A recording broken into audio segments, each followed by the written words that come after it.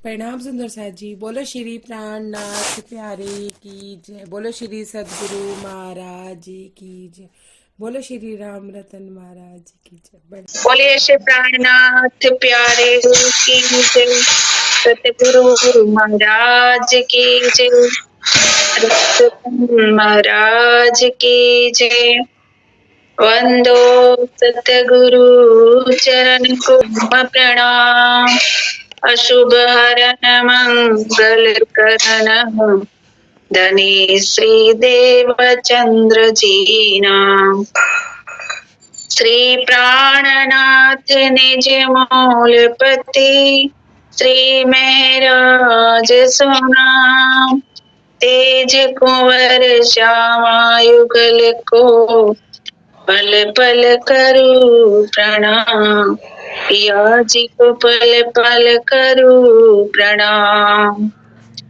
प्रथम लागू दो चरण को धनिये छुड़ायो न छिऊ। लाख तले लालेड़िया मेरे जीव के ही जीवन। मेरे जीव के ही जीवन। इन पाँव तले पड़ी रहूं धनी नजर खोलो बातों न। पलन वालू निरखु नेत्रे मेरे जीव के ही जीवन। मेरे जीव के ही जीवन। बोलो श्री प्राणनाथ प्यारे की जय। Page number 90। मन में एक खुशी सी उपजी। कोई मन का था साथी। अदृश्य हो लेकिन आश्रम में अवश्य है बाबा जी। किसी गुप्त रास्ते से अंदर ही अंदर आ गए कब। होते ही संकल्प पूर्णतः पैर मुड़े दर्शन को तब। पुनः आश्रम में पहुंचे जब उन्हें ऋषि तो दूर रहे पर मिली न उनको खाक हमें। तो कुपात्र हमें जचे स्वयं को नफरत आई अपने पर। बनो सुपात्र प्रथम जंडोदत कृपा होगी तब तुम पर। बड़ी करी अपने पर हमने अस्फत और फटकार। जब ऐसे भी छिपे आपसे तो तुमको धिक्कार। विवश मुड़े नीचे चलने को दोबारा प्रणाम किया। उस पवित्र प्राचीन भूमि से वो निराश प्रस्थान किया। परमेश्वर के आश्रम का ही अब तो अपना लक्ष्य हुआ। मैं उस चबूतरे से नीचे जैसे तैसे उतर गया। जो ही नजर पड़ी आगे की एक जानवर सा दिखा। बहुत बड़ा स्थूल रंग से था वह एकदम चित्तबरा। देखते ही जिचका सा एकदम गतिविधि हृदय हुई दुगनी। चंडूदत्त अब किसी तरह भी जान नहीं बचती अपनी। किंतु अचल जब दिखा हमको तो एक भ्रम सा हुआ हमें। पैर चार दिखते तो पर सिर गायब सा लगता हमें। क्या कारण जो अचल पड़ा है चल फिर नहीं रहा है क्यों। जान जाए कुछ कारण जिससे बड़े अगाड़ी को हमें। निकट बहुत ही पहुंच गए जब कारण ज्ञात हुआ हमको। यह तो घाय पड़ी है कोई हिंसक मार गया इसको। गए सिर भी दबा हुआ पाया। दुम की तरफ फाड़ बहता रुधिर नजर आया। प्रणाम जी इधर तक लेना। जी जी प्रणाम। प्रणाम सुंदर प्रणाम सुंदर साथ जी। बोलो श्री प्राण बोलो श्री राम जी की जय। प्रणाम जी। प्रणाम जी। पेज नंबर 80 लाइन की लास्ट की 4 लाइनें हमारी रह गई थी। प्रणाम पूर्णिमा दीदी। प्रणाम जी। लास्ट की 4-5 लाइनें रह गई थी उसके आगे अपने चलते हैं। कल हम लोगों ने जो लाइन की थी वो ये था। ये विचार आते ही मन में उठ दिए चल हम एक साथ की व्याख्या हुई थी कल। उसके आगे क्या कहते हैं महाराज जी, अंतिम दृष्टिपात आश्रम पर हुआ और परिणाम किया। महाराज जी कहते हैं कि मैंने अंतिम बार दृष्टि डाली उस आश्रम पर और फिर मैंने अपने आप को मैंने उस आश्रम को प्रणाम किया और मैंने क्या किया, वहां से तत्पश्चात वहां से नीचे आकर अपना प्रस्थान हुआ। सुंदर साथ जी, जब हम चितवनी में बैठते हैं और हमें राज्य नहीं मिलते तो हमारा मन भी हट जाता है एक बार की, कैसे शुरुआत की बात है ये, अब की बात नहीं, स्टेज बदलती है।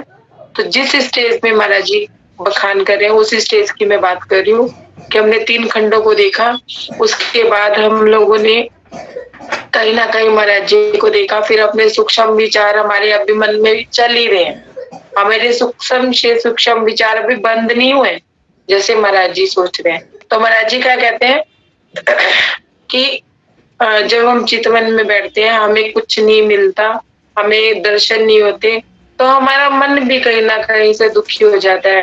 तो कई दिन तक हमारा मन भी नहीं लगता, चितवन में बैठने का जी नहीं करता। क्यों? क्योंकि हमें घबराहट होने लगती है, किस बात की, कि मन विचारों में ले जाएगा, मन डराएगा, मन धमकाएगा, इसके अलावा तो हमें कुछ और दिखता ही नहीं है। इतना ही देख के हम खड़े हो जाते हैं। तत्पश्चात वहां से नीचे फिर हम क्या करते हैं, वापस से जब हम इस तरह की बात लेते हैं तो हमारा वापस से नीचे प्रस्थान हो जाता है, ये समझिए क्या जाते हैं। किंतु शब्द आया आश्रम से जैसे कोई बोलता हो। पीछे की 4 लाइनें मैंने इसलिए लिया है कि इसका व्याख्यान नहीं करूं तो चर्चनी का आगे का मतलब चितवनी का आगे का सिस्टम नहीं बढ़ेगा।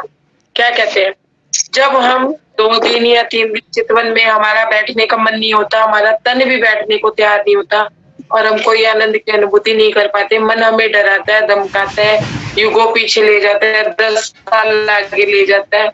इस तरह की अवस्था जब हमारी होती है तो हम वापिस से ही राज्य से हटके नीचे आने लगते हैं। तो फिर एक हमारे हृदय से फिर आवाज आनी शुरू हो जाती है, कहीं ना कहीं से कुछ पदचाप मिलनी शुरू हो जाती है, अंदर से अंदर राज्य फिर पुकारना शुरू कर देते हैं कि मेरे पास बैठ, हाथी मेरे पास बैठ। किंतु शब्द आया आश्रम से जैसे कोई बोलता हो, ऐसा लगता है कि हमारे अंदर से कोई बोल रहा है कि हमें चितवन में बैठ। पदचापों की ध्वनि भी आई जैसे कोई डोलता हो। क्या कहते हैं महाराज जी, ऐसा लगता है कि अंदर कुछ चल रहा है, कुछ हो रहा है।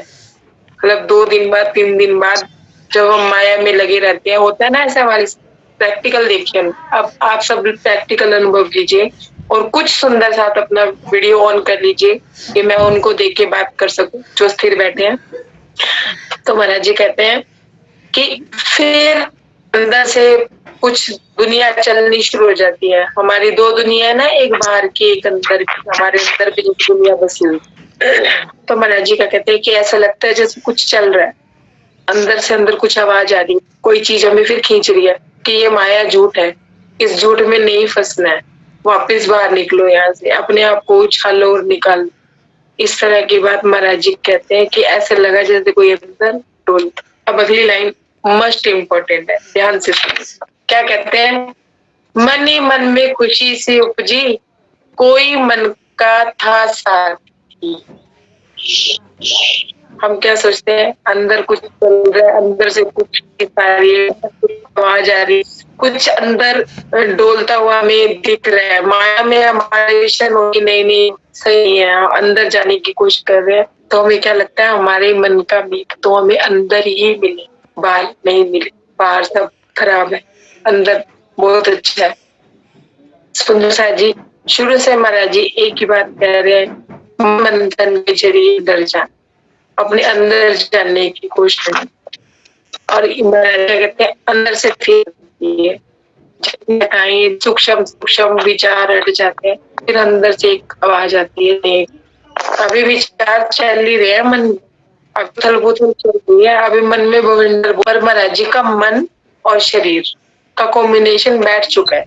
हमारा भी मन और शरीर का कॉम्बिनेशन धीरे धीरे सुंदर साची अभ्यास करने से बैठ जाए, इसलिए हमें चितवनी का अभ्यास कराया जाता है। हमें बैठने की आदत डाली जाती है कि बैठोगे कुछ ना कुछ तो सोचोगे, दिमाग का काम है सोचना, तो वो बातें सब बाहर आती है। अब क्या कहते हैं अदृश्य हो लेकिन आश्रम में अवश्य ही है बाबा जी। महाराज जी कहते हैं भले ही अदृश्य है, दिख नहीं रहे हैं, लेकिन अंदर बाबा जी है, कोई है, अंदर कोई है। मुझे नहीं दिख रहा है, मैं चितवनी में जा रही हूँ, मुझे दिख नहीं रहा है, लेकिन मेरे अंदर कोई बैठा है, मेरे अंदर कुछ चल रहा है। किसी गुप्त रास्ते से अंदर ही यहाँ आ गई होंगी कब, क्योंकि मेन गेट से तो महाराज जी गए थे, तो अब राज जी तो किसी भी रास्ते से आ सकते हैं ना अंदर। तो क्या किसी गुप्त रास्ते से आए होंगे। मेरे हृदय पे तो मैं टिक के बैठा था कि कौन कौन है मेरे हृदय में। झाड़ू लगाई थी, हम लोगों ने झाड़ू लगाई थी चितवन में, और हमने देखा था कौन कौन है। मेन गेट से बाहर किया था, चलो आप भी काम के नहीं हो, चलो आप भी चलो, आप भी चलो, ये विचार भी जाए, ये विचार भी जाए, झाड़ू लगाई थी ना। तो उस गेट पे से तो राज्य आए नहीं, आए होते तो दिखते। जब हमारे दिल में मन में भी विचार आ रहे हैं, मन से तो आए नहीं ना, मन से तो लोगों को हमने बाहर निकाला सबको, लेकिन किसी गुप्त रास्ते से हृदय में से आके वो बैठ गए। उनको ये लग रहा है कि किसी गुप्त रास्ते से आके वो बैठ गए। होते ही संकल्प पूर्णता है, पैर मुड़े दर्शन को तक। सुंदर सा जी महाराज जी क्या कह रहे हैं कि जैसे मुझे आभास हुआ कि किसी गुप्त रास्ते से बाबा जी अंदर आए हैं, तो मेरे पैर मुड़ गए। फिर हम कहा वापिस चलते हैं ना चितवन में, 4 दिन बाद फिर अक्कल आ जाती है, नहीं बाहर कुछ नहीं, यहाँ तो फालतू का हाहाकार है, शांति तो असीम नहीं है। फिर चितवन के लिए मन तड़प उठता है, फिर चितवन में बैठते हैं, फिर राज्य मंथन करना शुरू करते हैं, नीचे आ जाते हैं। एक चींटी होती है ना, बार बार गिरती है फिर चढ़ने की कोशिश करती है, बार बार गिरती है फिर चढ़ने की कोशिश करती है, वो हालत हमारी भी है सुंदरता। हम नीचे आ जाते हैं फिर शुरू करते हैं, फिर नीचे आते हैं फिर शुरू करते हैं। क्यों? क्योंकि कभी तो सफलता मिलेगी हमें। तो इसलिए राज्य क्या कहते हैं कि मैं पुण्य आश्रम में उनकी तलाश में गया, ऋषि तो दूर रहे पर मिली न उनकी खाक में। महाराज जी क्या कह रहे हैं, ऋषि तो बहुत दूर की बात होगी, मेरे को उनकी खाक तक भी नहीं मिली। समझ आ रही है? मैं कैसे, मतलब अंदर इतने भाव आ रहे हैं और इतनी अंदर आ रही है, मैं कितनी बात कितनी बताऊं कि एक एक लाइन में महाराज जी क्या कह रहे हैं। महाराज जी कह रहे हैं कि मैं अंदर तक चला गया आश्रम के, कितनी अंदर तक गए होंगे वो अपने अपने कितनी अंदर तक गए होंगे, सोचिए आप किस हद तक अंदर तक गए होंगे। लेकिन वो कहते हैं ऋषि तो बहुत दूर की बात है, मुझे खाक तक भी नहीं मिली उनकी। एक कोई पद चिन्ह मिला हो, कोई एक सुराग मिला हो, कोई एक पॉइंट मिला हो। हम जाते हैं ना चितवन में, कितनी गहराई तक चले जाते हैं, कितनी गहराई तक हम परम धाम की चितवनी करते हैं, कितनी गहराई तक हम चर्च नहीं करते हैं, इतनी गहराई तक करते हैं कि हमें थंबे भी याद है, हमें सीढ़ियां भी याद है, हमें एक एक गुर्ज भी याद है, हमें एक एक गुर्ज की बनावट भी याद है। लेकिन दिखा परम धाम दिखा? परम धाम तो बहुत दूर की बात है, उसका एक जर्रा भी नजर नहीं आता है किसी को चितवनी। हमने चर्चनी चितवनी ऐसे पढ़ रखी है, मैंने तो बहुत ज्यादा नहीं पढ़ी हुई है, लेकिन मैंने बहुत सुंदर सा आपको देखा है। थंबों का वर्णन कर रहे हैं, 64 थंब ऐसे बने हुए हैं, फिर ऐसे बने हुए हैं, कोई थंब ऐसे बने हुए हैं, कोई लक्षकारी ऐसी है, कोई ऐसी है, कोई वैसी है, जैसे बच्चा बचपन से पढ़ाई करता है ना, और वैसे हमने कर रखी है। पर दिख रहा है? अपने अपने मन से जानिएगा सुंदर साथ जी, अपने अपने गुरु बनिएगा कि कितनी हद तक हम राज्य में लगे हुए हैं और उसके बाद भी हमें परम धाम का जर्रा भी नहीं दिख रहा। एक, मैं कहती हूँ एक रेती भर भी नहीं दिख रही, एक रेती भर भी हमें नहीं दिख रही है, एक रेत का कण भी नहीं दिख रहा है। और अब इतना चितवन में डूबे। अब क्या कह रहे हैं आगे, तो कुपात्र हम जचे स्वयं को, नफरत आई हम अपने पे। आई है कभी नफरत अपने पे? शाम से उठते हैं जब हम चितवनी में बैठ के उठते हैं ना, 1 घंटा बैठी मैं चितवनी 2 घंटे हो गए मैनू, मैं 12-12 घंटे एक जगह बह सकती हूँ बिना खाए पिए।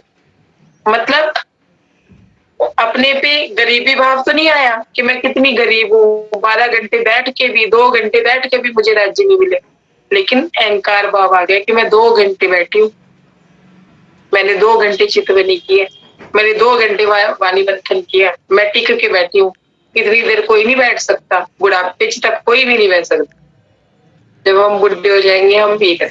सच में सुंदर साथ जी, मैं ना जल्दी इसलिए नहीं आगे बढ़ा रही क्योंकि ये प्रसंग इतना ज्यादा डीपली है कि इस प्रसंग को समझने के बाद आगे के प्रसंग सारे इसी पे डिपेंडेड है।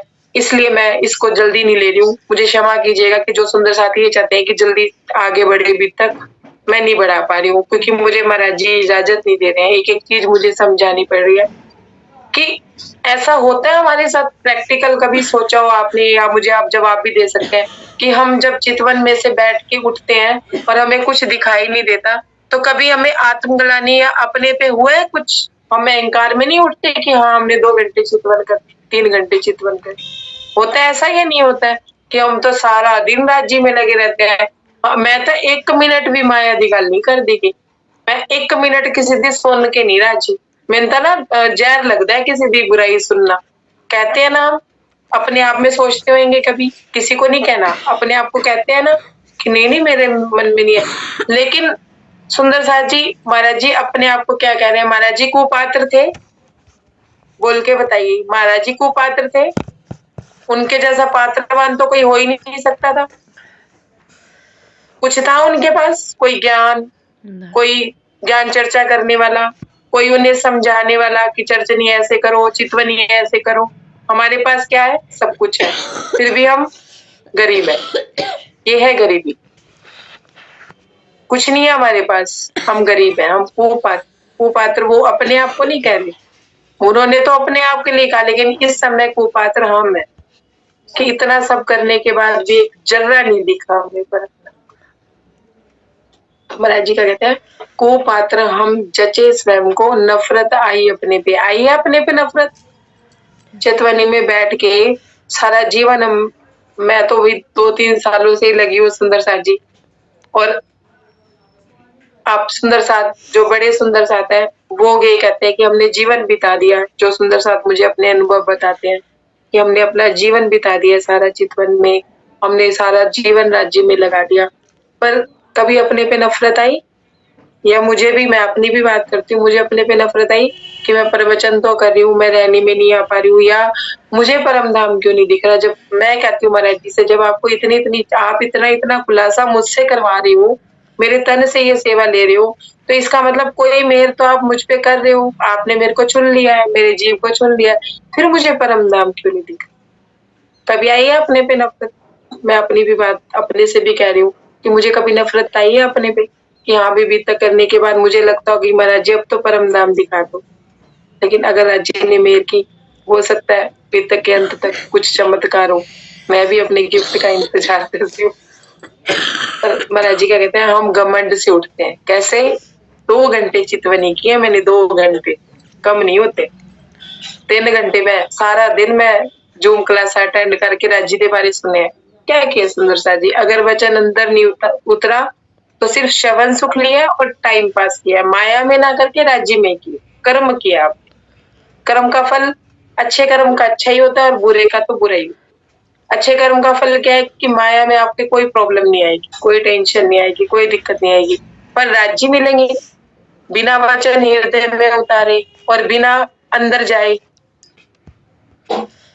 मैंने वो बताया था ना, पॉइंट बताया था, याद है किसी को? कोई सुंदर साथ बताएगा? मैंने पॉइंट बताया था एक, ऐसे हाथ पे रख के बताई कि थी, ये पॉइंट है। बताई थी फिर ये घेरे, एक घेरा माँ बाप का, एक घेरा दोस्तों का, एक घेरा पढ़ाई का, फिर एक घेरा शादी ब्याह का, फिर एक घेरा बच्चों का। बताया था मैंने। तो ये खो गया, धीरे धीरे खो गया ना। तो महाराज जी यहाँ से यहाँ की यात्रा, हम कहाँ फंसते चले जा रहे हैं? हम यहाँ से निकले थे, हम चक्रव्यूह में फंसते चले गए, इस चक्कर में, फिर इस चक्कर में, फिर इस चक्कर में, इस चक्कर में। तो महाराज जी हमें इस चक्रव्यूह से निकलने का रास्ता बता के अपने तक लाना चाहते हैं। ये महाराज जी की भीतर का उद्देश्य है। और भीतर जाए बिना बात नहीं बनेगी जब तक हम भीतर नहीं जाए और अपने आप को कुपात्र नहीं समझते रहेंगे, राज्य से प्रार्थना नहीं करते रहेंगे। हमें क्या प्रार्थना करनी है राज्य से? भजन बोला था एक लाइन छोटी सी कि अरज करती है दुल्हन पकड़ कर धनी के चरण सुन लो मेहर। क्या अपने लायक बना लो, सुपात्र बना लो, रगड़ो घिसो जो मर्जी करो, लेकिन बता सुंदर सा जी। परीक्षाएं तो होंगी, पास करते जाओ, आगे बढ़ते जाओ, फेल होते जाओ, वापस आते जाओ। अब ये ना सोचिएगा कि परीक्षा नहीं होगी, और मैं भी ये सोचूं कि मैं काम धंधा छोड़ दूं और मेरी परीक्षा नहीं होगी। होगी, सबकी होगी। परम हंसों की हुई है तो हमारी क्यों नहीं होगी? सुनिएगा, उन्होंने भी तो दी है ना परीक्षा। एक धनी देवचंद्र जी थे, धन धान्य से भरपूर घर छोड़ के चले गए राज्य को पाने के लिए। क्या नहीं पाया उन्होंने? पाया नहीं उन्होंने। शादी नहीं करी थी उन्होंने, बच्चे नहीं थे उनके, नहीं थे, माँ बाप नहीं थे, सब था, साधा हुआ था अपने मन को। क्या चाहिए? राज्य। हमने साधा नहीं है, इस वजह से हम परेशान। और महाराज जी कम के थे या गरीब थे, तो जब उनके पास धन धान्य आ गया था, उनकी शादी भी हो गई थी, उनके घर में एक बीवी भी आ गई थी, एक बच्ची भी आ गई थी, अपने परिवार में मस्त नहीं रह सकते थे? परिवार का सुख नहीं भोग सकते थे? पैसा भी था, 1500 रुपए थे उस समय पे, 15 लाख से भी ज्यादा थे, और उस समय तो खर्चे भी इतने नहीं होते थे। तो क्या महाराज जी अपने जीवन में खुश नहीं रह सकते थे? छोड़ना जरूरी था उनको घर बार? मैं यूं नहीं कह रही हूँ घर बार छोड़ दो, पर हम मन से तो छोड़ सकते हैं ना। मन तन से कार्य करते हुए मन से हमें छोड़ना, अपने मन को हमने साधना। तो बिना अंदर जाए, बिना अंदर की यात्रा किए राज्य नहीं मिले, ये बात बिल्कुल तय है। अंदर की यात्रा हमें करनी ही पड़ेगी। अब आगे क्या कह रहे हैं? बड़ी करी हमने अपने पे असफत और फटका। पहले क्या कह रहे हैं? बनो सुपात्र प्रथम जंडूदत्त कृपा होगी तुम। पहले उन्होंने क्या बोला? तो कुपात्र हम जचे स्वयं को, नफरत आई अपने पे। अपने से नफरत की महाराज जी ने, अपने आप से नफरत। हम दुनिया से नफरत करते हैं, कैसे? अन्य मनु चितवनी चित उठाता, ये मेरे घर के लोग हैं ना, इन लोगों ने ही मेरा जीवन खराब कर रखा है। क्यों खराब कर रखा है? ਇਹਨਾਂ ਦਾ ਇਹ काम कर दो, ਇਹ काम कर दो, ਇਹਨਾਂ ਦੇ ਕੰਮ नहीं मुकते, ਇਹਨਾਂ ਦੇ काम करते रहो, ਇਹਨਾਂ दी नौकरियां करते रहो। उनसे नफरत कर रहे हैं, अपने आप से नफरत नहीं कर रहे हैं कि हमारे मन में भी खोट है कि हम इनका करना चाहते। करते रहो काम और ध्यान रखो राज्य में। तो महाराज जी का कहते हैं मुझे अपने पे नफरत आई, हमें दूसरों पे नफरत आती है। सुंदर साहब, मैं स्टोरी इस बात पे भी सुना सकती हूँ, फिर भी तक आगे नहीं बढ़ेगी। बस स्टोरी सुनाने का मोटिवेशन ये होता है कि बात अच्छे से समझ आ जाती है। तो स्टोरी महाराज जी ने, महाराज जी याद कराते हैं। मुझे बैठने से पहले कुछ याद नहीं होता, लेकिन मैं अभी नहीं सुनाऊंगी, आगे थोड़ा चलते हैं, फिर बात करते हैं। फिर क्या कहते हैं? बनो सुपात्र प्रथम जंडूदत्त कृपा होगी तब तुम पर। महाराज जी क्या कहते हैं कि हमें क्या प्रार्थना करनी है राज्य से? अपने लायक बना, अपने लायक बना। अब घिसो पिटो जो मर्जी करो। सदगुरु क्या करते हैं? ऊपर से तो झटका देते हैं, अंदर से सारा देते हैं ना।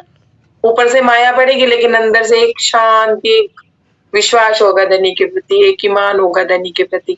सदगुरु का काम ये होता है। सुंदर साथ जी, सदगुरु जब जीवन में आ जाते हैं तो ये काम उनका होता है।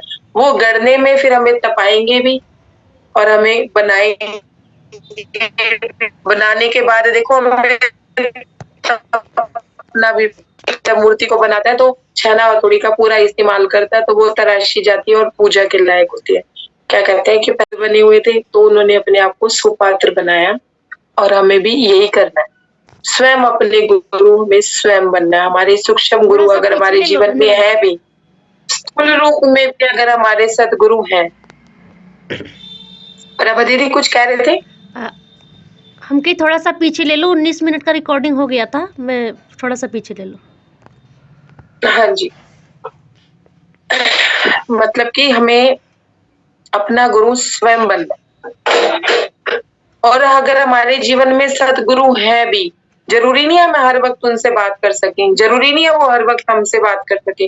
कोई समय ऐसा आता है कि हम अपने सूक्ष्म, मतलब अपने गुरु के रूप को याद करके, स्थूल को याद करके, उनको सूक्ष्म रूप से उनसे भी बात पूछ सकते हैं, तो वो हमें बात सूक्ष्म का सूक्ष्म ही सूक्ष्म को बात देगा, स्थूल शरीर स्थूल को साथ देगा। अगर सामने होंगे तो सामने बैठ के आंखों में आंखें डाल के जैसे मैं आप लोगों से बात कर रही हूँ ऐसे समझाएंगे, और जब वो सामने नहीं होंगे तो सूक्ष्म रूप से आपके सामने रहेंगे।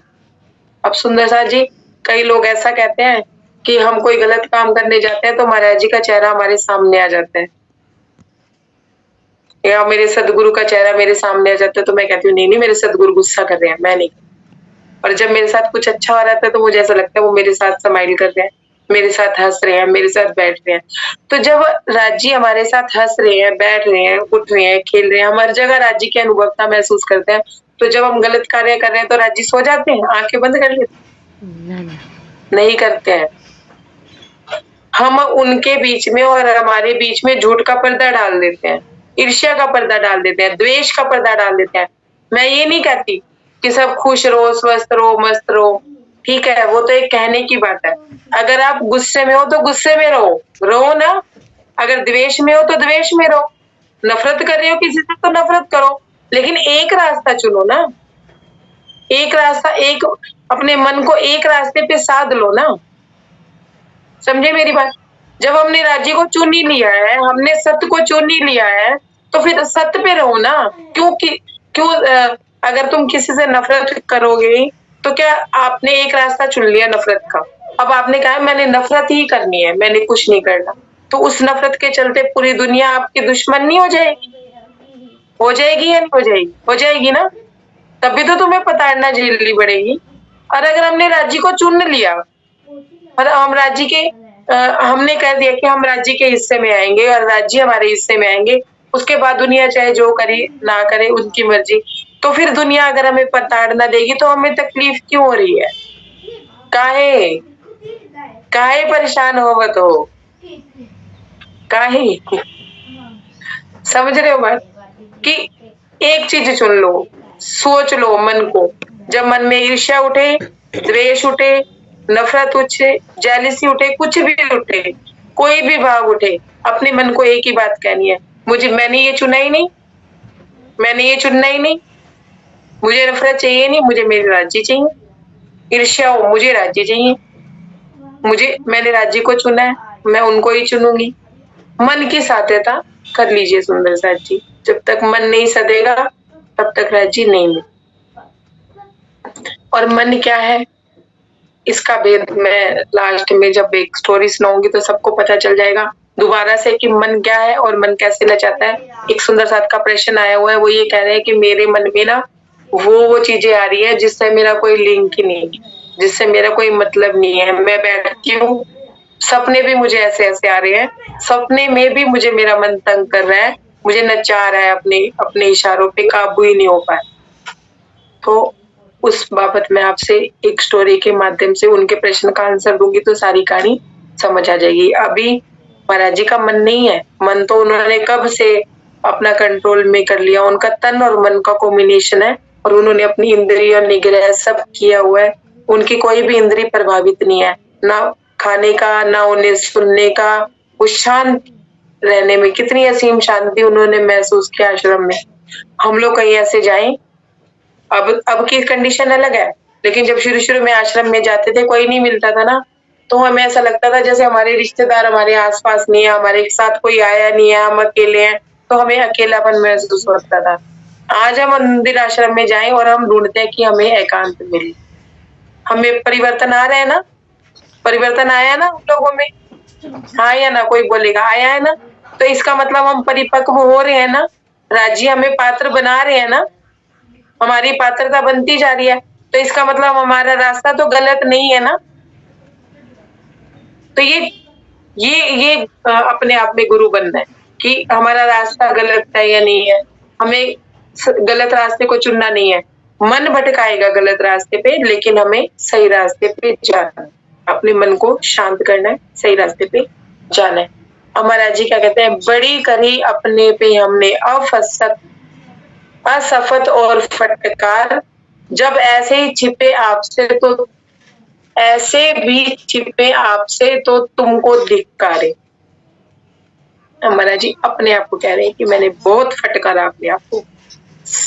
ध्यान से सुनिएगा सुंदर साहब जी, सोचिएगा, चिंतन कीजिएगा, मनन कीजिएगा कि क्या हमने कभी अपने आप को फटकारा है?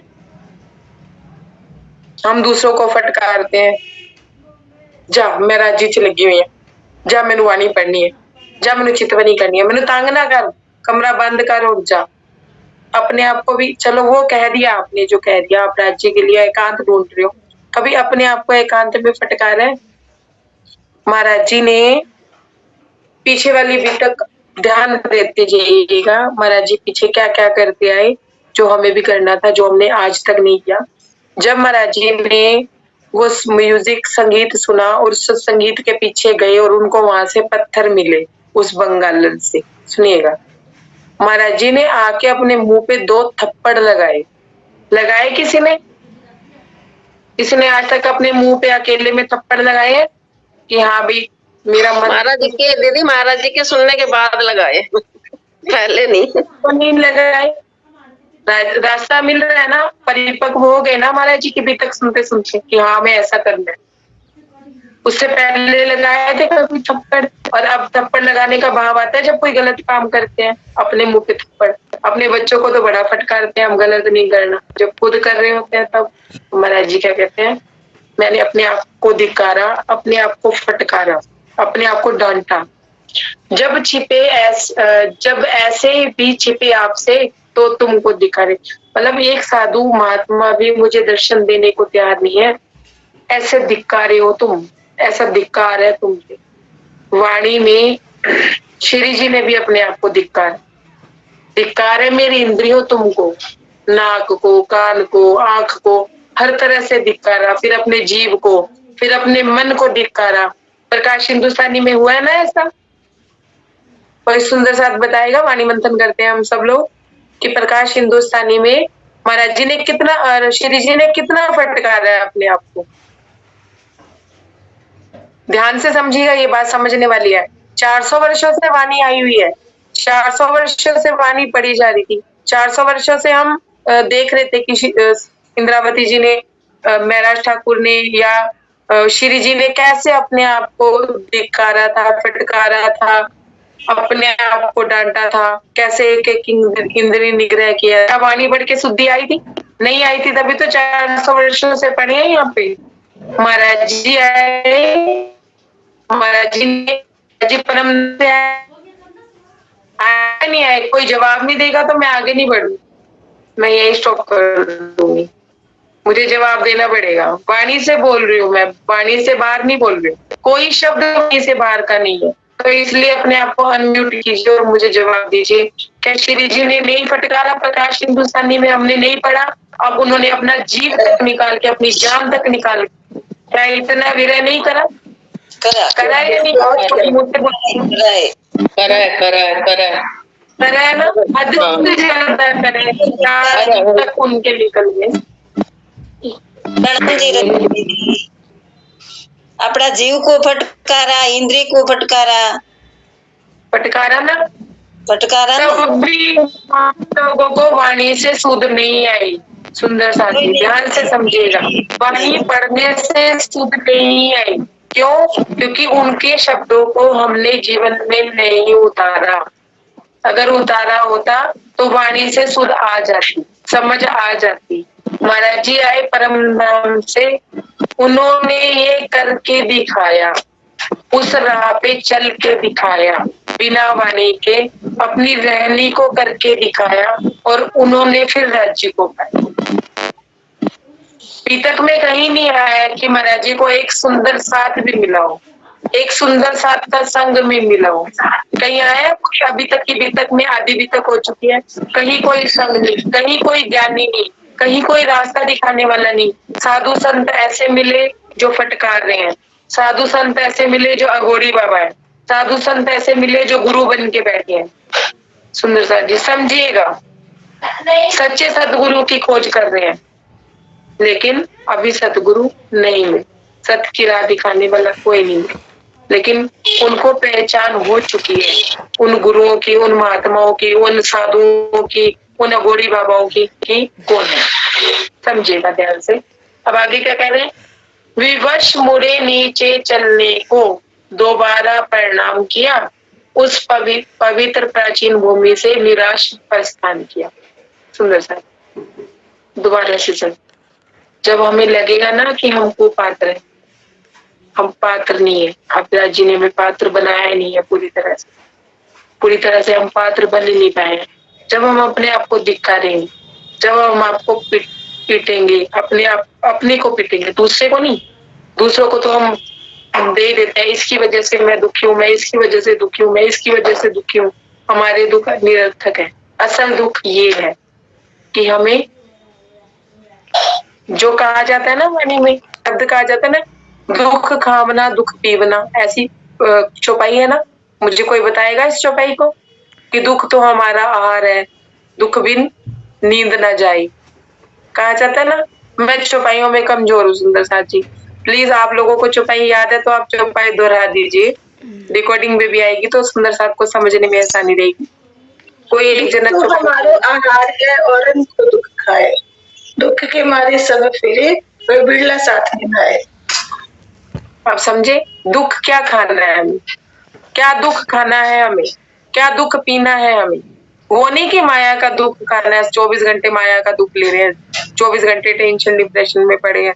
ये दुख लेना है कि हम पात्र नहीं है, राजी हमें पात्र बनाओ, राजी हमें अपने लायक बनाओ, ये दुख लेना है सुंदर साथी। मेरी बात समझ आ रही है? सिर हिला के भी बोल सकते हैं कि कौन सा दुख हमें लेना है। महाराज जी ने कौन सा दुख लिया, फिर क्या हुआ, फिर नीचे मुड़ गए। जब हम अपने आप को पात्र नहीं समझ रहे, चितवनी में इतनी गहरे जाके भी हम परम धाम का जर्रा भी नहीं पा पाए, तो वापिस से प्रयास करेंगे नहीं करेंगे? करेंगे या करेंगे ना, कोशिश करेंगे, छोड़ेंगे थोड़ी ना।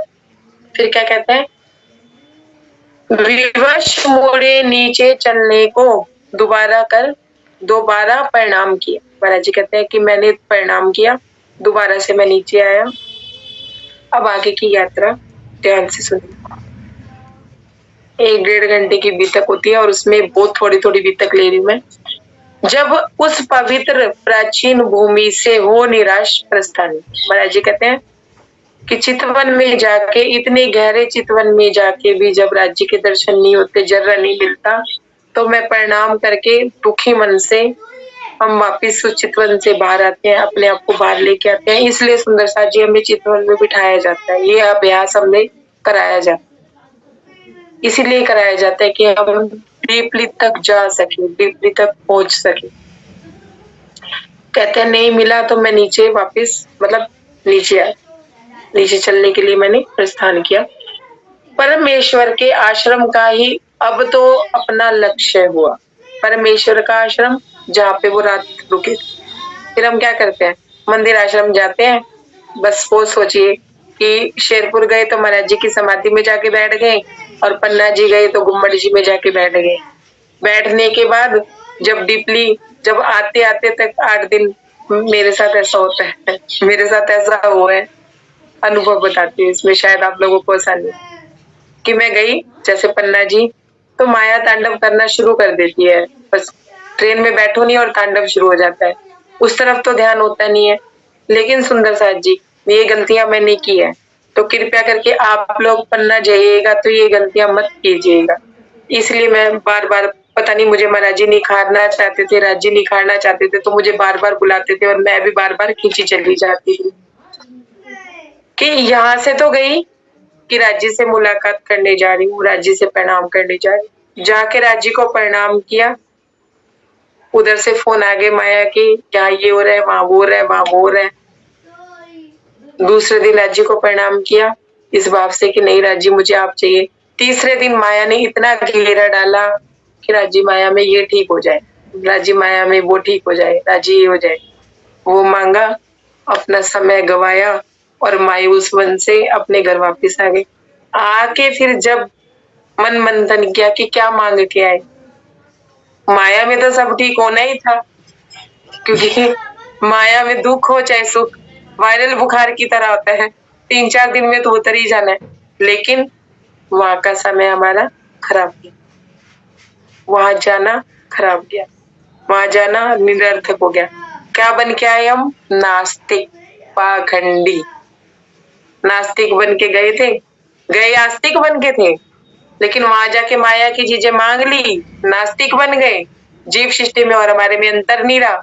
इतना ढेर का ढेर झुंड वहां जीव सृष्टि का था, राज्य से कुछ मांगने आया था, उस ब्रह्म सृष्टि की भी चाल उन जीवों में हो गई। फिर अपने आप को भूल के उन जीवों की तरह हमने भी माया मांगी और हम आगे, तो हम नास्तिक ही कहलाए। ये गलती मत करिए। राज्य से ही राज्य को मांगिएगा, श्याम रंग ही मांगिएगा, धनी के प्रेम का रंग ही मांगिएगा, माया का रंग मत मांगिए। मैंने ये गलतियां बहुत की हैं, एक बार नहीं कई बार की है। मन भटका देता था, माया डरा देती थी, माया तो तलवार लेके खड़ी हो जाती थी, अब कटे और अब कटे, कटने के डर से हमेशा माया। पर यूं नहीं पता कि माया नहीं काट सकती, माया का बल नहीं चलेगा राज्य का। ईमान कमजोर, क्या कमी थी? ईमान कमजोर था, इश्क कमजोर। एक लड़की अपने पति के सहारे अपने माँ बाप को छोड़ के, घर छोड़ के भाग जाती है घर से। एक मिनट, रिकॉर्डिंग बंद कर दो, लिंक टूट जाता, बीच में दिक्कत हो जाती है। कहाँ थी मैं, मुझे थोड़ा सा याद दिलाओ। कि हाँ, कि एक लड़की जब अपने माँ बाप को छोड़ के एक लड़के के प्यार के भरोसे पे जब वो चल देती है, तो कितना पक्का प्रेम होता होगा उसका, कितना पक्का ईमान होता होगा। और हमारा ईमान कितना कमजोर है कि माया हमारे को डराती है और हम डर जाते हैं। डरते हैं या नहीं सुंदर साथ जी? मेरे को जवाब देना है आप लोगों ने, प्लीज। ये मंथन का टाइम है, तो मंथन के टाइम पे जब तक कोई आंसर ना देना, मजा नहीं आता जवाब देने का, आगे कुछ बोल डर जाते हैं, होता है ना ऐसा। हाँ होता है। एक लड़की छोड़ के जा रही है अपने माँ बाप को, एक लड़के के सारे, एक लड़के के, संसारिक लड़के के सारे, और हम राज्य के सारे माया नहीं छोड़ पाते। छोड़ पाते हैं? अमिता दीदी आप बताइए, आप बताइए प्रभा दीदी, छोड़ पाते हैं? नहीं छोड़ पाते, बोलिए। संशय बना रहता है, संशय बन जाता है, मतलब राज्य पे ईमान नहीं है। मतलब पता चलता है कि राज्य से वो इश्क कभी हुआ ही नहीं जो इश्क होना चाहिए था। पता चलता है। रास्ता क्या है? रास्ता अब आप बताओगे मुझे, फोन इश्क सब और अनम्यूट ईमान करके बताइए। इश्क और ईमान का रास्ता है। रास्ता क्या है अमिता? रास्ता क्या है दीदी? अमिता दीदी रास्ता क्या है? इश्क और ईमान का। अरुण भैया रास्ता क्या है? बोल के बताइए, अनम्यूट कीजिए फिर बोल। रास्ता है इश्क और ईमान। ईमान कमजोर तो माया में फंस गए, और हमारा इश्क राज्य से कमजोर तो हम माया में फंसेंगे। ये शुरू से ही महाराज जी इस बात को बताते आ रहे हैं कि रास्ता क्या है, इश्क और ईमान का। ईमान कमजोर होता है तो माया डराना शुरू कर देती। मन में एक निश्चय उड़ा ले, तूने क्या करना है, हद है, हमारा तन जाएगा, कोई फर्क नहीं पड़ता, राज्य तो मिलेंगे। तो रास्ता क्या है? इश्क और ईमान का। इस चीज को रट लो। और ये मैं क्यों रटवा रही हूँ आप लोगों को, कि जब माया डराने लगे, माया जब धमकाने लगे, माया जब उथल पुथल करने लगे, और माया जब मन में बवंडर पैदा करे, तो ईमान पक्का हो, इश्क पक्का हो। तेरे इश्क में मर मिटेंगे हम। अपने आप को कह देना, क्या क्या होगा, ज्यादा ज्यादा कपड़े फटेंगे, लोग आके पत्थर मारेंगे, अरे यार मजनू ने नहीं खाए, इस संसार के मजनू ने खाए, हम खा लेंगे तो क्या हो जाए, पढ़ने दो। बाहर कैर अंदर मेर, ठीक है ना। रास्ता क्या है? इश्क और ईमान। ये दिन में 10 बार अपने आप को कम से कम 10-20 बार बोला कर। और जब मन घुमा करे ना दुनिया में, और मन डराए मन धमकाए, सतगुरु चरण का आसरा, जगत जान का फुर, मन मूरख भरमा फिरे, चाटत जग की धूल। महाराज जी को ना तुरंत आके ऐसे बोलो, जब हमारा मन घूम फिर के आ जाए ना, तो उसको ये बात जरूर कहना, मन मूरख, मन तू मूरख है, जाया घुमाया, सारा भ्रमण कराया, चाटाया दुनिया की धूल, अब आजा राज्य में। मन मूरख बरमा फिरे चाटत जग की डोल। 6 महीने तक मैंने ये चौपाई का इतना मनन किया है, इतना मैंने अपने आप को बोला है, इतना बोला है कि अगर कभी मुझसे बात भी करता था ना तो मेरे मुंह से ही निकलता था, मन मूरख बरमा फिरे चाटत जग की डोल। मन को स्थिर करने, मन में ईमान लाने के लिए, मन को पक्का करने के लिए कि जा तू घूमा, जा तू सूट भी ले आ, जा तू खाने पीने की चीजें भी ले आ, जा तू घर भी बना ले, जा तू, तेरे पास 2 बेटियां हैं, तू दुनिया की बेटियों को भी अपनी बेटियां बना ले, तू कुछ भी कर ले, जा धूल चाटिया, जा उनके भी तलवे चाटिया, जा चाटा जो करना है। मन मूरख बरमा फिरे चाटत जग की धूल। जब मन घूम फिर के आए, अब क्या बेटे, अब आजा तू, अब कब्जे में आ जा, घूम आया है ना, अब आजा। वर्षा दीदी प्रणाम। प्रणाम जी। प्रणाम जी, प्रणाम जी। प्रणाम जी। तो क्या कहना है महाराज जी, क्या करेंगे दीदी। दीदी? बात करनी है आपने? हाँ जी, वर्षा दीदी बात करोगे आप? बात करनी है आपने कुछ? बस 1 मिनट, प्रणाम करनी है। प्रणाम जी, प्रणाम जी। उतर से नीचे जैसे तैसे उतर पाए, उतर गए, मतलब जैसे तैसे क्यों कहा महाराज जी कि हम जैसे तैसे उतर आए? कोई बताएगा? महाराज जी सिंपल वे में भी तो कह सकते थे कि हम नीचे उतर आए, बस हम उस चबूतरे से नीचे उतर आए। जैसे तैसे क्यों कहा? क्यों? महाराज जी बहुत दुखी मन से आए, उनका मन उदास था ना, बहुत दुखी हो गए थे, बहुत दुखी हो गए थे। क्यों?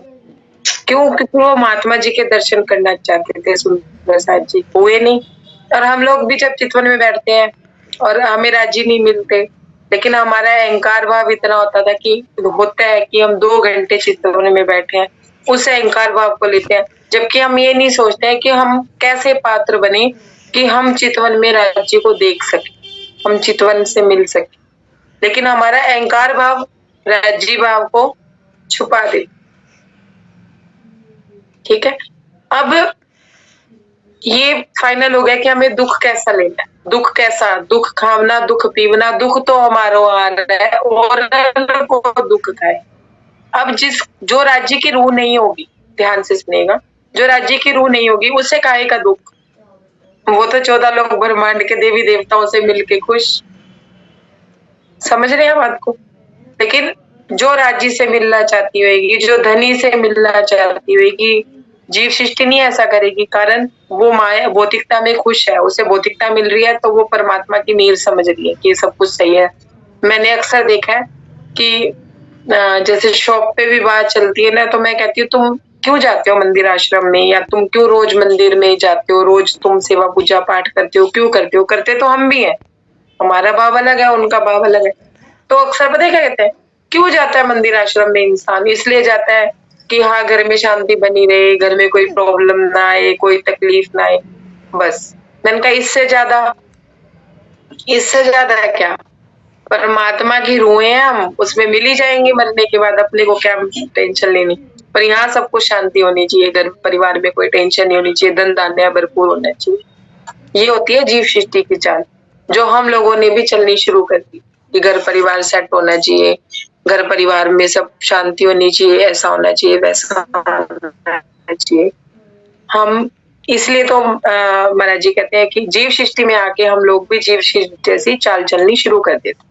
तो महाराज जी क्या कहते हैं, हम जैसे तैसे नीचे आए, बड़ी मुश्किल से हम चितवन से, हमारा तो अहंकार भाव होता है, मैं वही बता रही हूँ कि हम कहते हैं 2 घंटे हम बैठ गए, लेकिन महाराज जी कह रहे हैं कि मैं जैसे तैसे नीचे उतरा है। जो ही एक नजर पड़ी आगे की, एक जानवर सा दिखा। महाराज जी ने अपने आप को क्या बोला था? मैं यहीं से यहीं तक की। प्रणाम जी। हाँ जी, रिकॉर्डिंग लगाओ, रिकॉर्डिंग चालू करो। 1 मिनट रिकॉर्डिंग मत चालू करो, रोक दो 1 मिनट, मैंने कुछ बात करनी है। चालू किया। मैं ये पूछूं इस प्रकरण को यहीं तक ही फाइनल करूं, जो खुलासा करना है अभी कर दूं या अभी छोड़ दूं? क्योंकि ये खुलासा नहीं हुआ है अभी कि महाराज जी वहां तक गए, आश्रम तक गए और उनको दर्शन क्यों नहीं हुए। महाराज जी कुपात्र नहीं थे, सुंदर सा जी, पहले तो सब अपने कैमरे ऑन करिए। अभी सबके कैमरे ऑन थे तो कितना अच्छा लग रहा था, सबके दर्शन हो रहे थे। अब सबने बंद कर दिए वापिस, है ना। 1 मिनट, अब रिकॉर्डिंग शुरू कर लीजिए। महाराज जी दीदी है, इसका खुलासा कर दो, हाँ, इसका इसी खुलासा कर दो। सुंदर सा जी, महाराज जी कुपात्र नहीं थे। महाराज जी जैसा कोई पात्रवान ही नहीं था। जब उनको शिव जी के दर्शन हुए, दिव्य पुरुष के दर्शन हुए, तो एक महात्मा के दर्शन नहीं होंगे?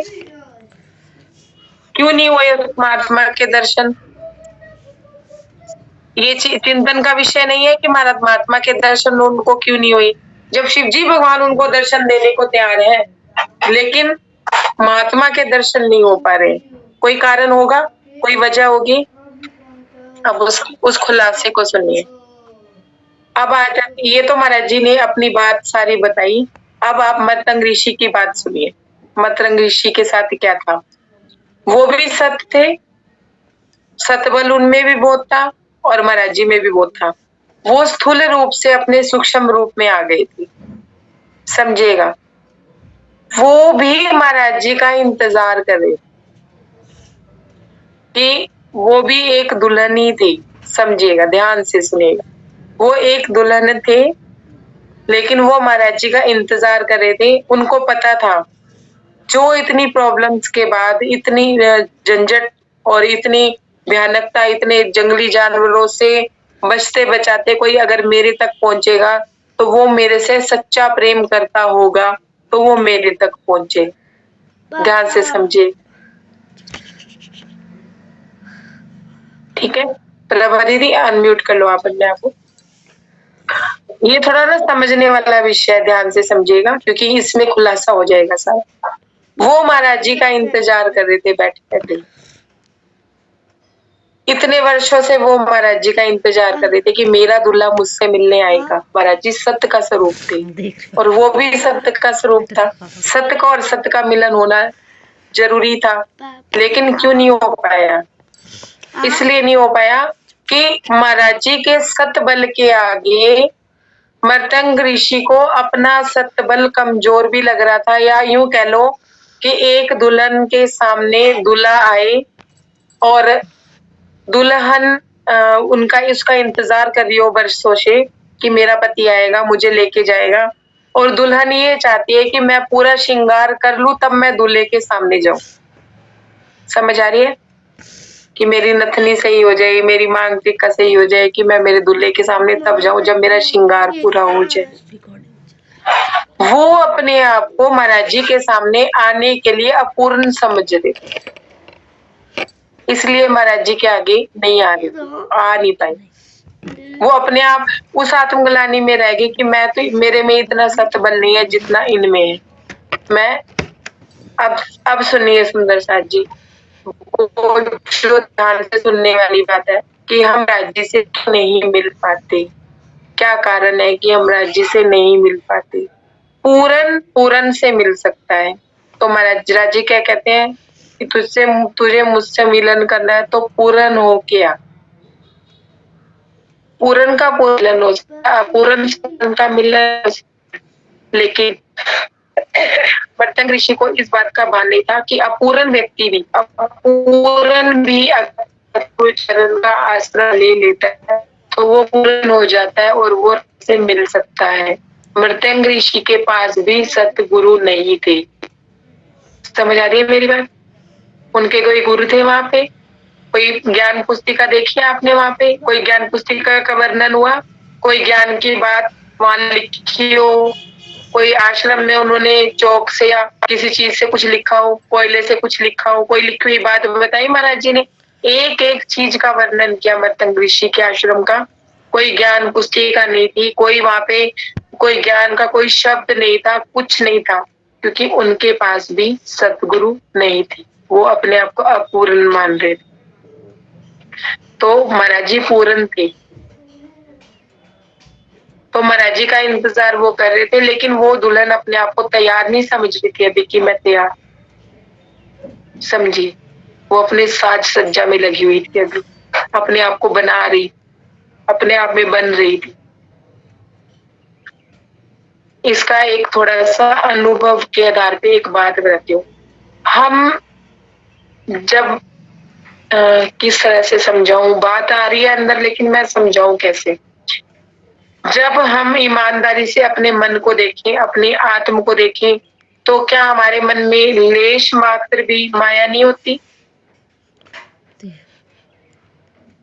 टोकरियां भर भर बड़ी होती है, एक गठरी इधर, एक डेरी इधर, एक डेरी उधर, झाड़ू लगाओ तो और धूल उड़नी शुरू हो जाती है, होती है ना।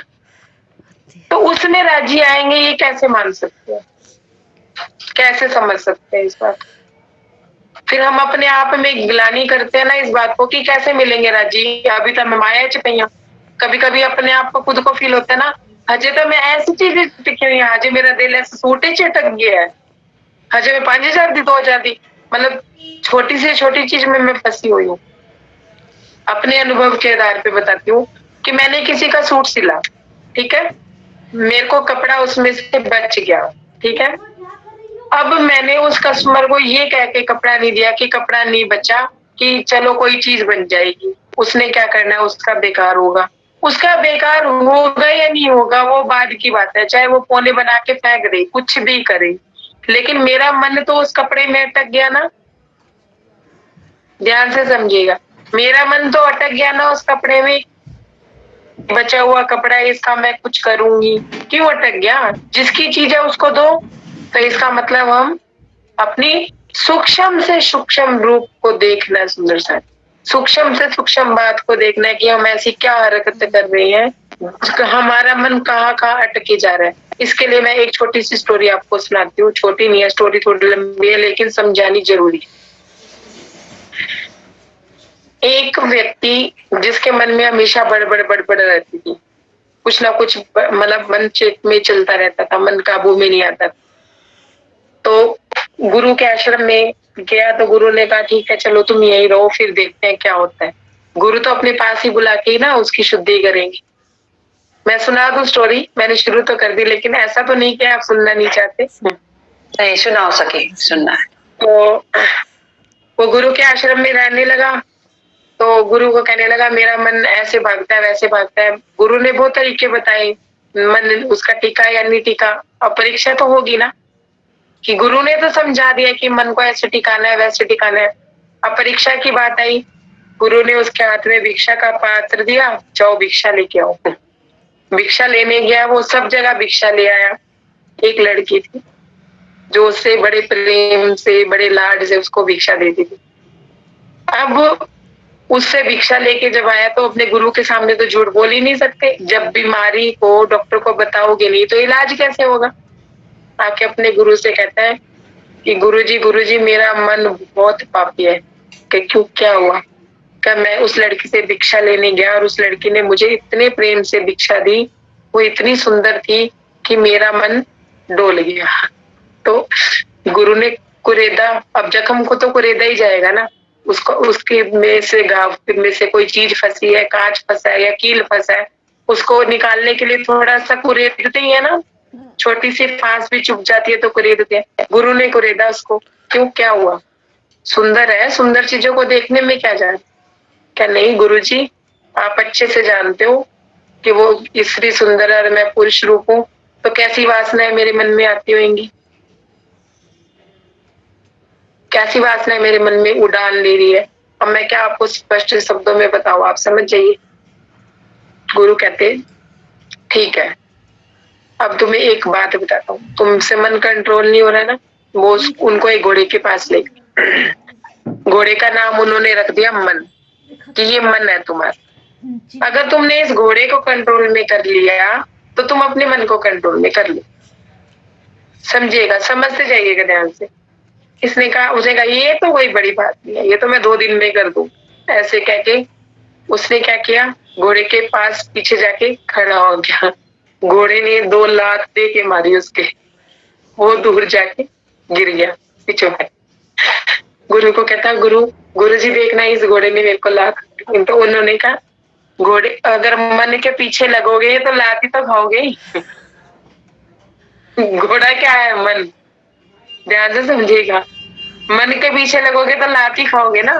मन के पीछे इधर चले गए, मन के पीछे उधर चले गए, मन भगा रहा है, मन दौड़ा रहा है, मन कह रहा है खा लो, पेट भर गया, शरीर कह रहा है नहीं खाना, मन कह रहा है मेरा जी नहीं भर रहा और खाऊं, ये भी खाऊं, वो भी खाऊं, रसगुल्ला भी खाऊं, उसके बाद मिठाई भी खाऊं, मतलब मन नहीं भर रहा। क्यों? क्योंकि मन के पीछे लग रहे हैं, हम पीछे लग रहे हैं, तो फिर शरीर तो खराब हो गई, तो लात तो पड़ेगी पड़ेगी। गुरु ने कहा मन के सामने आ, मतलब घोड़े के सामने आ, और इससे आंख में आंख मिला, फिर तुझे पता चले। पानी पियो। अब मन के सामने आ गए, मन के पीछे नहीं लगे। अब सुनिए क्या करना था, मन के पीछे नहीं लगना था, मन से लड़ना था, मन से बात करनी। तो मन से किसी से, अब आप मेरे से बात कर रहे हो, तो जो सामने सुंदर साथ बैठा है उनसे मेरी अच्छे से बात हो रही है, क्योंकि आंख में आंख मिला के बात हो रही है, तो उनको भी बात समझ आ रही है और मुझे कहने भी मजा आ रहा है। मन से आंख में आंख मिलाई तो घोड़ा हिनहिनाने लगा जोर जोर से। अब हिनहिनाएगा तो बंदा डर ही जाएगा ना, सामने खड़ा है और घोड़े ने हिनहिना दिया तो डराएगा। तो जब हम मन के सामने जाएंगे ना, मन से आर पार बात करेंगे, तो मन डराएगा, मन धमकाएगा। समझते जाइएगा स्टेप बाय स्टेप, स्टेप बढ़ रहे हैं आगे। अब फिर गुरुजी के पास आया कि मन तो मुझे डरा रहा है, ये तो ही नहीं आता है, मुझे डर लगता है इससे, मैं कैसे करूं? तूने तो कहा था 2 दिन में तू सेट कर लेगा इस घोड़े को, है मन को सेट कर लेगा, तूने कहा था 2 दिन की बात है। हम क्या सोचते हैं, मन अरे कुछ नहीं, मन कुछ नहीं, वाणी में लगेंगे तो मन टिक जाएगा, नहीं टिकेगा। हाँ। मन ने डराना शुरू किया, घोड़े ने ही नहीं डराना शुरू किया, वो डर गया। अब क्या हुआ आगे सुनिए। स्टोरी दोबारा से आपने की है ना रिकॉर्डिंग, शुरू से ही की है ना रिकॉर्डिंग स्टोरी की, प्रभा दीदी ये अलग से भेज दीजिएगा मुझे। अब मुझे वो क्या कहता है, जब गुरु ने कहा ना कि मन से ना ऐसे गुस्से से मत देख मन को, ऐसे क्यों तू तो दुष्ट है, तू तो सूटों में जाता है, तू तो खाने में जाता है, तू तो यहाँ जाता है, तू तो गंदा है, तू तो ये है, ऐसे मत देख ना, दुश्मनी से मत देख, दोस्ती कर ले, दोस्ती कर ले मन से, जा उसकी आंखों में प्रेम से देख, फिर वो तेरी बात सुनेगा। अब उसने क्या किया कि जाके उस घोड़े के आगे प्रेम भाव से उसको देखा, प्रेम भाव से, बड़े लाड से, गुस्से से नहीं, पहले तो गुस्से से देखा था कि मैं तुझे काबू करके ही छोड़ूंगा, मैं खुद तेरे पे कंट्रोल करूंगा। अब मन उसे चाटने लगा। देखिएगा, ध्यान से समझिएगा, मन को जब प्यार से देखा ना, तो मन उसे से घोड़े की तरह करके बता रही हूँ, समझ जाइए कि घोड़ा उसे चाटने लगा, मतलब प्यार करने लगा। तो भी मन के बहकावे में आ जाता, तो वो कहने लगा चलो ठीक है, अब तो मन संभल गया। फिर गुरु के पास नहीं गया कि मैं पूछूं तो सही अगला स्टेप क्या है। गुरु किस लिए होते हैं, सदगुरु किस लिए होते हैं, अपनी बीमारी बताते जाइए, इलाज कराते जाइए। अब क्या है जी, मुझे बुखार है, बुखार ठीक हो गया लेकिन खांसी होगी, खांसी तो ठीक होगी लेकिन वीकनेस होगी, कमजोरी है, कमजोरी भी ठीक होगी लेकिन मेरे से ज्यादा काम नहीं होता। तो स्टेप बाय स्टेप बढ़ेगी ना चीज। प्रश्न उत्तर का क्या मतलब होता है कि एक स्टेप के बाद दूसरा स्टेप जब चलते हैं तो आगे चलने में दिक्कत आती है। फिर गुरु से नहीं पूछा, जाके घोड़े के ऊपर बैठ गया, घोड़े ने दे पछाड़ मारी, मतलब मैं तुझे चाट रहा हूं तो इसका मतलब मैं तुझे अपने लिए सवारे होने दूंगा। मन ने क्या कहता है कि तू मुझसे प्रेम कर रहा है तो इसका मतलब मैं तुझे अपने पे सवार होने दूंगा, कतई नहीं, मैं अपने मन की करूंगा। ध्यान से सुन। फिर जब शरीर दुखा, पछाड़ पड़ गई घोड़े की, तो फिर गुरु के पास, गुरु जी अब ऐसा हुआ, गुरु कहता बिना लगाम, गुरु कहते कि बिना लगाम चढ़ाए तो उसकी पीठ पे जाके बैठ गया। तो पहले उसमें लगाम तो डालता, जब उसने तेरे को प्यार से देखा था तो प्यार प्यार से उसमें लगाम डाल देता, फिर बैठता ना घोड़े पे। तू तो सीधा ही जाके बैठ गया, वो तेरे को बैठने थोड़ी ना देगा। और वो बना गया क्या, नहीं करके तो छोड़ूंगा, पर उसने संकल्प ले लिया था कि मैं मन को, इस घोड़े को कंट्रोल करके ही छोड़ूंगा। घोड़े की बात हो रही है। वो गया, फिर उसने प्यार से देखा घोड़ा, फिर मन फिर पुचकारने लगा। पुचकार में उसके सर पे हाथ रखते रखते उसने लगाम डाल दी। मतलब एक हाथ से एक कर रहे हैं, फिर चला रहा है, और दूसरे हाथ से उसने लगाम डाल दी, इधर से उधर से लगाम डाल दी, ऐसे करके उसने लगाम डाल दी। हमें क्या लगाम डालनी है अपने मन को? एक तरफ से राज्य की लगाम और दूसरी तरफ से भी राज्य की लगाम डाल देनी, जो हमें जाता है चड़चनी से, जो हमें सिखाया जाता है चितवनी से। अब लगाम तो डल गई मन में, थोड़ा सा पीछे इधर ले लो। राज्य की, रंजना दी थोड़ा सा पीछे ले लो आप। थोड़ा कि मन को लगाम डालनी है किसकी? वाणी मंथन की, फिर चर्चनी। ये लगाम हमें दिन रात जो हम जूम क्लासे या बैठकें अटेंड करते हैं, ये लगाम हमारी उससे डल जाती है, या जो हम वचन सुनते हैं वो वचन से वो लगाम डलती है। सुंदर साथ जी स्टेप बाय स्टेप बढ़ रही हूँ, ध्यान से सुनते जाइएगा। लगाम तो डल गई। अब लगाम तो डल गई, फिर जाके बैठ गया घोड़े पे, फिर घोड़े ने पछाड़ मार दी। वाणी में लगे हैं, वाणी मंथन में लगे हैं, चर्चनी में लगे हैं, फिर राज्य नहीं मिल रहे, फिर पछाड़ खाली। लगाम डालने के बाद जाके गुरु से पूछना तो था कि ऊपर कैसे चढ़ना है, कैसे कैसे चढ़ना है। नहीं, वो नहीं पूछा, होशियार बन गई, चतुराई आ गई। सदगुरु किस लिए है? इसीलिए तो है जीवन में। फिर जब मार पड़ी तो फिर गया गुरु के पास, क्या गुरु जी लगाम भी डाल दी, फिर भी इसने मतलब मेरे को पछाड़ मारी। क्या उसे एहसास तो दिला तूने लगाम डाल दी कि अब तुझे इस दिशा में दौड़ना है? उसको बता तो सही पहले कि तू मेरे काबू में आ चुका है, अब तुझे मेरे हिसाब से चलना पड़ेगा। पहले उसको बता तो सही। बताया तूने? घोड़े को ये लगाम दिखाई कि मैंने डाल दी, अब तू बंधा हुआ है। खींच के लगाम उसकी लगाम खींच के फिर घोड़े पे चढ़ता तो घोड़े को रहता क्या मैं इसके कंट्रोल में। समझ आई बात? समझ आ रही है बात या नहीं आ रही? जी जी। पूर्णिमा दीदी बात समझ आ रही है? वाणी मंथन करने के बाद भी, चर्चनी चितवनी करने के बाद भी, इतनी बैठकें अटेंड करने के बाद भी माया परेशान क्यों कर रही है? कि लगाम तो डल गई है, पर मन को ये नहीं बताया कि तेरे पास राज्य है, तेरे पास सत्य है, तेरे पास उनका इश्क है। एक इश्क की लगाम और एक ईमान की लगाम डाली अपने मन को? नहीं डाली। ईमान भी डावाडोल है और इश्क भी डावाडोल है, समझिएगा। अब गुरु कहता, शिष्य कहता ठीक है, अब मैं फिर जाता हूँ, फिर उसको कंट्रोल करता हूँ। फिर गया, फिर उसने लगाम पकड़ी, जोर से खींची, जोर से खींच के मन पे सवार हो गए। यहाँ बात खत्म नहीं हुई, मन पे सवार हो गया मतलब घोड़े पे सवार हो गया। अब एक दिन क्या हुआ, 2 दिन से ना शिष्य का पता ना घोड़े का पता, कुछ आता पता नहीं, 2 दिन गायब। गुरु ने कहा क्या हो गया, ये आया क्यों नहीं? कोई बात नहीं, कुछ चीत नहीं, कुछ बताया नहीं, कुछ समझाया नहीं, क्या हुआ इसके साथ?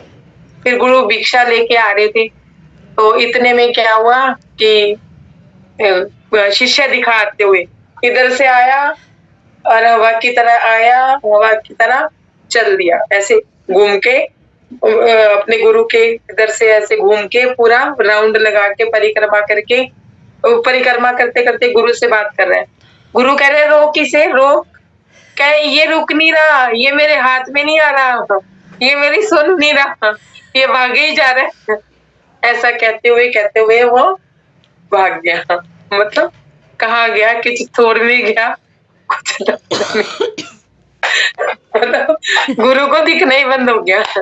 अब सूक्ष्म गुरु ने काम किया, सुनिए, गुरु ने तो अपना काम करना ही है ना। सूक्ष्म गुरु ने काम किया, उसके अंदर जाके बोला एक की तरफ लगाम खींच और दूसरी तरफ जोर से लगाम खींच तो ये रुकेगा। उसने वैसा ही किया सुंदर साथ जी, जोर से लगाम खींची, घोड़ा रुक गया। एक मिनट रिकॉर्डिंग करता है। अब आप बल आया, ऊर्जा पूरी लगा दी उसने उस घोड़े को रोकने में। रोकने के बाद वो इतना थका मांदा उदास आश्रम में आ गया। आश्रम में आया तो गुरु ने देखा थका आ रहा आया बेचारा, तो खाना पानी नाश्ता पानी उसको दिया, खिलाया। फिर पूछा क्या हुआ, क्या ये रुक ही नहीं रहा था, ये तो मान ही नहीं रहा था, हर जगह मुझे तंग कर रहा था, उड़ाए जा रहा था, भगाए जा रहा था, मुझे रोकना नहीं आ रहा था, चलाना आ गया। मन पे सवार होना आ गया, सब कुछ आ गया, लेकिन रोकना नहीं आ रहा घोड़े को, मन को रोकना नहीं आ रहा, मन में स्थिरता नहीं है, मन भाग रहा है। किसमें भाग रहा है सुंदर सा जी? मैं चर्चरी कर लूं, चल मैं चितवनी कर लूं, चल मैं वाणी मंथन कर लूं, चल मैं बैठक कर लूं, चल मैं किसी सुंदर सा से बात कर लूं, चल मैं वो किसी का प्रश्न था मैं उसका आंसर दे लूं, या मैं प्रश्न पूछ लूं। मन भगा रहा है, किसमें? राज्य में भगा रहा है। भगाता है या नहीं भगाता है? हाँ या ना का जवाब देते जाइएगा सुंदर सा जी। अब हमारे पे बात आ रही, मतलब मन के घोड़े पे तो सवार हो गए, लेकिन मन ने भगाना शुरू कर दिया। वे इंता भागे जा रहे हैं, भागे जा रहे हैं, भागे जा रहे हैं, और थक हार के सारा दिन क्लास भी सुन ली, जूम क्लास भी सुन ली, वाणी मंथन भी कर दिया, चर्चनी भी कर ली, चितवनी भी कर ली, पूरा दिन गवा दिया, पूरा दिन समय पास हो गया, लेकिन रात को फिर चिंताओं ने घेर लिया, थक गई, आनंद नहीं आया, थकावट महसूस हो रही है। 2 घंटे किसी से बात की है, 2 घंटे किसी को सुना है, तो दिमाग तो खपता ही है, देखो खपता है ना। 2 घंटे किसी से बात करने के बाद कैसे, बैठक करने के बाद तो 3 घंटे तो मैं भी नहीं बोलती, दुकान में जाके चुप, बोलने का मन नहीं कर, तो थक गई, पर आनंद नहीं है। अब गुरु ने उसको समझाया, क्या समझाया? कि जहां जरूरत हो, जिधर घोड़े को घुमाना हो, उस तरफ की लगाम खींचोगे तो घोड़ा उस तरफ घूम जाएगा, इधर दाएं घुमाना हो, उस तरफ की लगाम खींचोगे तो घोड़ा उस तरफ मुड़ जाएगा, और जब तुम्हें घोड़े को स्थिर करना हो तो दोनों लगाम को खींचोगे एक साथ, तो घोड़ा सुंदर सा जी। हमें क्या करना है? जहां माया परेशान करने लगे, मन डावा डोलो, ईमान की लगाम खींचनी है। समझ आ रही है? जहां मन में प्रेम की कमी लग रही हो कि दुनिया मुझे प्रेम नहीं करती, कोई मेरी इज्जत नहीं करता, कोई मेरे को प्यार नहीं करता, तो धनी के इश्क की लगाम खींचनी। समझ आ रही है? कि कोई प्यार करे ना करे, धनी तो प्यार कर ही रहे हैं ना, वो थोड़ी ना मुझे छोड़ेंगे। समझ आ रही है मेरी बात? तो इश्क की लगाम खींच ली। जब ये लगे कि माया भी तांडव कर रही है और हर तरफ से प्रताड़ना मिल रही है, प्रॉब्लम आ रही है, ये आ रही है, तो दोनों लगामें खींचनी है एक साथ से, धनी के साथ इश्क और धनी पे ईमान। ऐसा स्ट्रॉन्ग होना चाहिए कि घोड़ा कहाँ भागे। अब ये ना सोचेगा परीक्षा नहीं होगी। उसने ऐसा किया और मस्ती से अगले दिन घोड़े को चलाते हुए आ रहा है, रोक भी रहा है, इधर घुमा रहा है, उधर घुमा रहा है, मस्त मस्त आनंद में जीवन जी रहा है। 2 दिन तक तो उसने अपने गुरु के सामने घोड़ा ऐसे घुमाया, गुरु भी खुश, शिष्य भी खुश, गुरु भी खुश हो रहा है कि शिष्य ने पा लिया मन पे का। अब होगी परीक्षा। हाँ, ऐसे थोड़ी ना तुमने सीख लिया परीक्षा नहीं होगी बिना पेपर के पास, नहीं। अब होगी परीक्षा। क्या? गुरु कहता उतर जा नीचे, उतार दिया। बहुत हो गई तेरी मौज मस्ती, चल पकड़ पात्र और जा लेके आ भिक्षा, मुझे भूख लग रही है। अब होगी परीक्षा। चला गया गांव में उसी लड़की के पास। ध्यान से सुनिएगा, ध्यान से सुनिएगा। वो लड़की भी मिली, वो लड़की अपनी सहेली के साथ थी, पास में दोनों पास पास खड़ी बातें करी थी। जाके उसकी सहेली को कहता भिक्षाम दे, उसने उसको दिया तो उसने कहा धन्यवाद बहन। ठीक। दूसरे वाली के पास गया जिससे थप्पड़ खा के आया था, सॉरी उसने थप्पड़ खाए थे, मैं बीच में ये टुकड़ा भूल गई कि जब उसके गुरु ने बोला, उसने अपने गुरु से बोला था कि मेरा मन वासनाओं में जाता है, तो उसने कहा अपने मन को शुद्धि करके फिर जाओ उसके पास।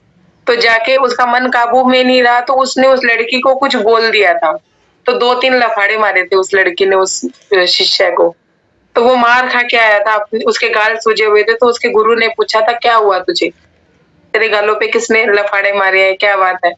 तो वो कहता कि वो लड़की को मैंने मेरे मन के बहकावे में आके कुछ बोल दिया था, तो उसने मेरे को थप्पड़ मारे, ऐसा हुआ था, मेरा मन काबू में नहीं है, आप मेरा मन काबू करो। उसके बाद गुरु ने उनको घोड़ा दिया था। अब परीक्षा होनी थी ना, उसी के पास गया जिससे थप्पड़ खाए थे। तो उसने कहा बहन भिक्षा दे दो। बहन ने भिक्षा तो दे दी, फिर 2-4 लफाड़े रख दिए। तो अब अंदर से शांत था, असीम शांति थी, मन को कंट्रोल कर चुका था। मन का रास्ता भी उस गुरु ने ऐसे बताया था कि ऐसे ही कंट्रोल करना है। अब क्या हुआ, उसे फिर बुरा नहीं माना क्योंकि मन में असीम शांति थी। कहता आपने मुझे आप क्यों मारा, मैं इस योग्य होऊंगा इसलिए मारा होएगा, ऐसे बोल दिया उन्होंने। तो वो क्या है, तू बहन बहन करे जा रहा है, मैं तेरे से प्रेम पर करती हूँ। उस जब तेरे को मैंने तेरे को थप्पड़ मारे थे उसके बाद मैं तेरे प्रेम में पड़ गई, मैं तुझसे इतना प्रेम करती हूँ और तू मुझे बहन कह रहा है। अब सुनिए, मन को घोड़ा का वो सामने घोड़ी देख के मन विदक गया, फिर मन विदक गया, मन फिर प्रकट हो गया। और वो चेहरे के भाव बदलने लगे एकदम से। उसको समझना है कि मैं क्या करूं, बहन भी बोल रहा हूँ, ये मुझे प्यार करने की बात कर रही है, किसी टाइम मेरे मन में ऐसा था, आज ये कह रही है, मन तो मेरे में रहेगा। उसने अपने मन को फिर लताड़ा, नहीं ऐसा कुछ नहीं करना है, मतलब अपने मन को काबू किया और उसने बहुत देर तक चुप रहा। वो बोला नहीं, कुछ नहीं बोला, कुछ भी नहीं बोला। जब मन प्रकट हो जाए तो कुछ ना बोलो, चुप रहो, क्योंकि मन ने कोई बात कह दी, अगर वो मन के बहकावे में आके उसको कह देता कि हाँ मैं भी तुमसे प्यार करता हूँ तो फंस जाता ना। चुप रहा, वो कुछ नहीं बोला, अपने अंदर मन को प्यार से कह रहे नहीं बेटा ऐसा नहीं करना है। फिर उसके ऊपर वैसे ही जैसे घोड़े को किया था ना, फिर उसको लगाम दी, नहीं हमें ईश्वर प्रेम करना है, हमें व्यक्ति प्रेम नहीं करना है। इस तरह से अपने मन को बेका के फिर एक ठंडी सांस भर के फिर वो उस लड़की को क्या कहता है असीम शांति के साथ कि मैं एक साधु सन्यासी हूँ, मुझे ये चीजें शोभा नहीं देती, मैं ऐसा नहीं कर सकता, मैं आपसे माफी मांगता। ऐसा कहने के बाद तो उस लड़की से उसने विदा ली, उस लड़की ने उनको विदा दी और अपने आश्रम में आ गया। गुरु जी को आके बात बताई कि मैंने अपने मन पे जीत पाई। तो गुरु ने ये बताया कि हमेशा इसी तरह से ही मन को जीतना, ठीक है, कभी मन से दोस्ती करके, कभी मन को फटकार के, कभी मन को बेका के। सुंदर साथ का प्रश्न था कि मेरा मन ऐसी बातें सोचता है जो बातें मेरे काम की नहीं है और मेरे स्वप्न में भी वही बातें आती। तो सुंदर साथ जी इसका ये, अगर हमारा मन मंथन कर रहा है और हमारे मन में से कोई बातें उठ के आ रही हैं तो हमें उन बातों को रोकना नहीं है। ध्यान से सुनिए, हमें देखना है, अपने आप को एक साइड में खड़ा कर देना है और देखना है कि मन कहाँ कहाँ भाग रहा है, हमें दृष्टा बनना है। क्यों? क्योंकि जब हम घर की सफाई करते हैं, जब हम कोई एक खिड़की मान लीजिए, एक खिड़कियां सबके घरों में होती है, या यूं कह लीजिए एक अलमारी मान लीजिए, अलमारी सब घरों में होती है। उस अलमारी की सफाई करनी है तो हम कैसे करेंगे?